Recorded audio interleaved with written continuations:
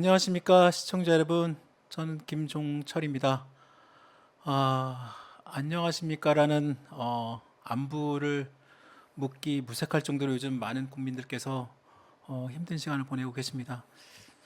지난 주말에 정말 있어서는 안 될 참사로 인해서 수많은 우리 많은 젊은 청년들 시민들이 유명을 달리했습니다. 정말 안타깝기 그지가 없고요. 정말 참담하기 그지없습니다. 고인들이 정말 명복을 빌고요. 또 유가족 여러분에게 정말 깊은 애도와 위로의 말씀을 전해드립니다.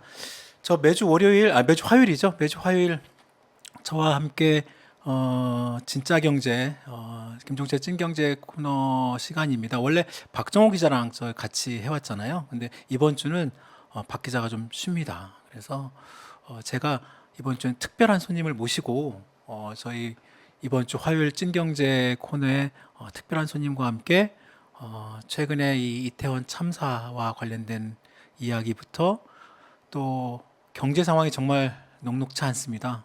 지금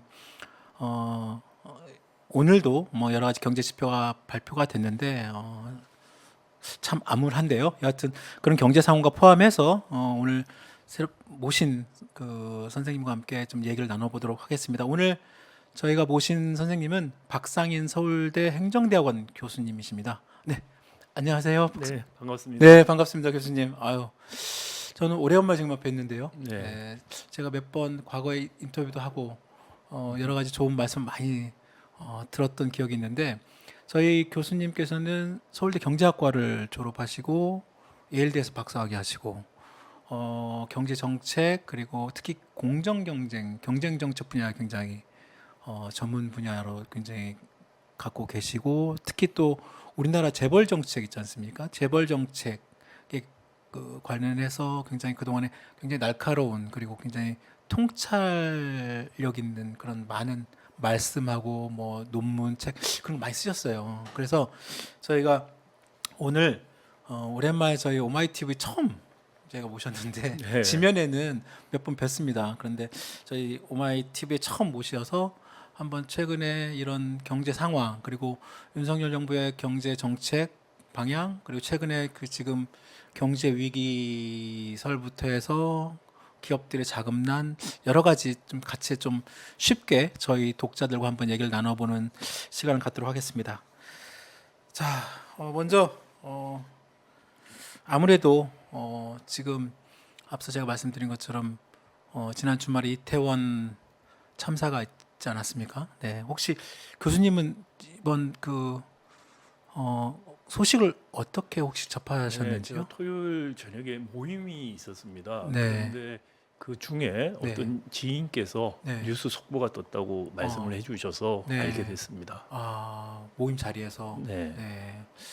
사고를 저도 처음에 저는 그때 이제 집에서 있다가 이제 그거를 속보를 보고 갑자기 처음에는 이게 무엇인가 막 생각을 하다가 이제 막 관련 이제 그 SNS 보고 이게 정말 심상치 않구나라는 걸 보고 또 초기 때 SNS 떴던 막 화면들이나 그림들이 너무 또 자극적이어서 이게 정말 사실인가 제가 막 저도 막 굉장히 놀랐거든요. 뭐 어떻게 뭐 무슨 생각이 안 들더라고요. 솔직히 순간적으로 네. 어땠습니까, 교수님 혹시 글- 보셨을 텐데. 뭐 참담한 생각 그리고 또 황당한 생각, 네, 저 뭐 감정을 표현하라면 그 두 가지 말씀을 드리고 싶습니다. 참담했고 음, 황당했었다.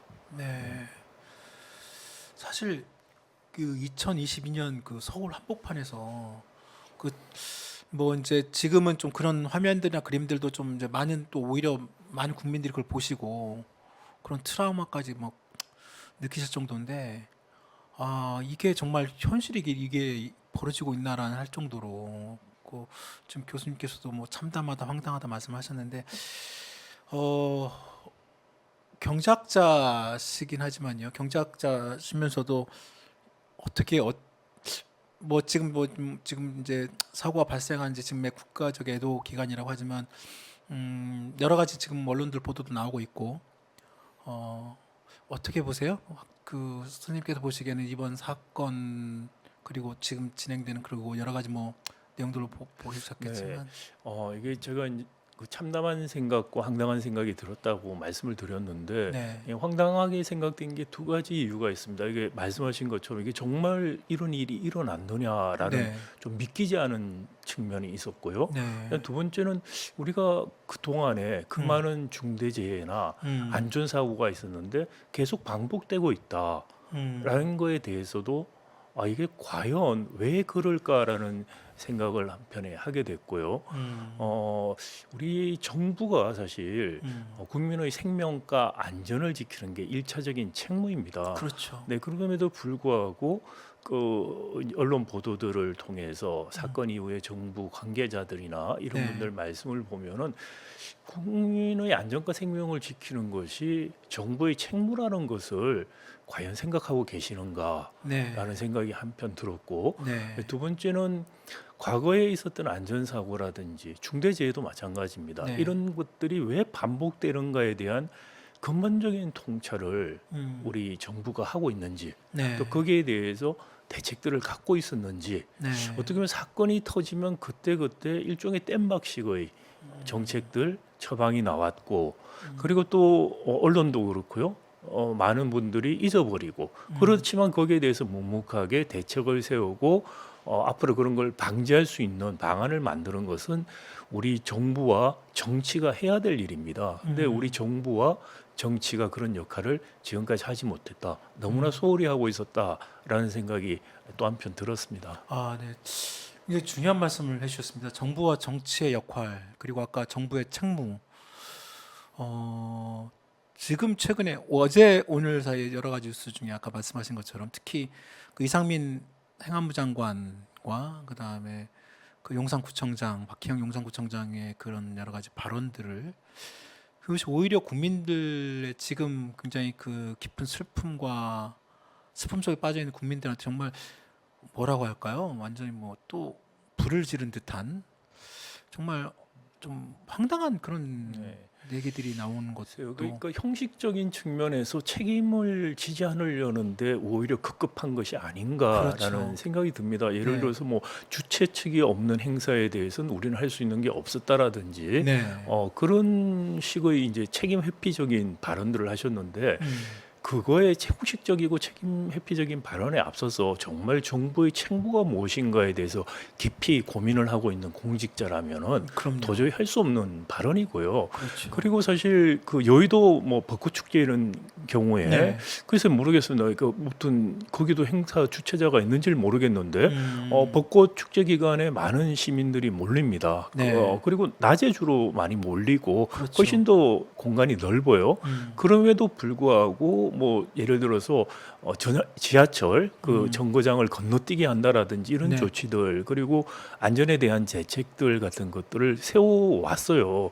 근데 그럼에도 불구하고 이태원에서 할로윈 날 굉장히 많이 모일 것이 예상이 됐었고 또 더더구나 오늘 아마 경찰청장이 밝혔듯이 119에 이미 이러다 사고 날 수 있다는 전화가 많이 왔었다 그럽니다. 사고 네, 전에. 네, 네. 그럼에도 불구하고 아무런 조치를 취하지 않고 그리고는 책임 회피적인 발언으로 정말 국민들 가슴에 못을 박았다고 생각합니다. 그러니까요. 저도 정말 그 진짜 앞으로 이제 본격적인 어떤 뭐 경찰이 이제 수사를 이제 독립적인 기구를 통해서 정말 할 것으로 믿습니다만 지금 어제 오늘 나온 여러 가지 뉴스와 언론들의 보도를 보면 특히 그 해밀턴 호텔 그 주변에 앞뒤로 있는 그 수십여 대의 그 CCTV가 그 현장을 그대로 실시간으로 지금 다 그걸 그대로 보여주고 있었고 그거를 경찰과 용산구에서 그걸 다 모니터링을 하고 있었을 거라는 거죠. 네. 그런데도 불구하고 그 몇 시간 전부터 이미 많은 그 시민들이 그 삼거리 내지는 그 골목에 가득 차 있는데도 불구하고 그런 최소한의 예방 조치만 있었더라도 그런 안타까움 굉장히 많이 들고 또 그런 부분에 대해서는 지금 굉장히 방금 말씀하신 것처럼 그 책임 이제 지금 자신들이 어떻게 보면 이게 나중에 또 이게 어떤 뭐 책임 소재에 또 뭐가 될까봐 그런 거를 염려해서 그런지는 모르겠으나 지금 여러 가지 나오는 발언들이 마치 그런 걸 염두에 둔 듯한 아까 그 용산구청장의 그런 뭐 현상이라는 어떤 무슨 정말 말도 안 되는 그런 논리를 갖다 대면서 얘기를 하던데 그런 생각 많이 들었습니다. 아까 교수님 말씀 것처럼. 네.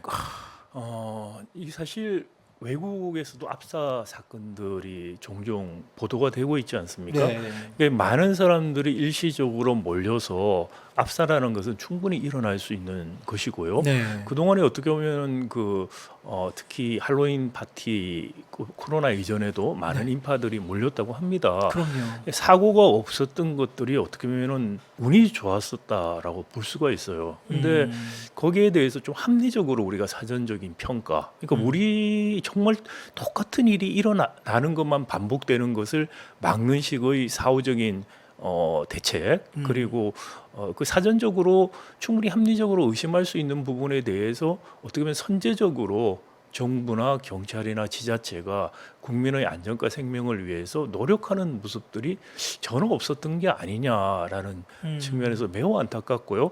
과거의 외국의 사례라든지 우리 과거의 안전사고라든지 이런 것들을 통해서 충분히 우리가 배우고 충분히 대비하지 못하고 있었다라는 네. 생각이 들고 사실 경제 문제도 마찬가지라고 생각이 됩니다. 그럼요. 우리 과거에 또는 해외의 경험들을 통해서 우리가 반면 교사를 삼고 미리 대비해야 될 것들이 많습니다만 지금 안전 문제가 터져서 안전 문제에 대한 이야기가 나옵니다만은 사실 똑같습니다. 안전 문제도 다른 종류의 안전 문제가 생겼을 때 또 다른 안전사고가 다른 면에서 생길 수 있다는 거에 대해서 충분히 우리가 생각하고 대비 못한 것처럼 경제 문제도 보면은 지금 우리가 잠재적으로 굉장히 어려운 문제들이 많고 현재 지금 닥치는 문제도 많습니다. 네. 근데 여기에 대해서도 충분한 대비책을 미리 세워야 되는데 네.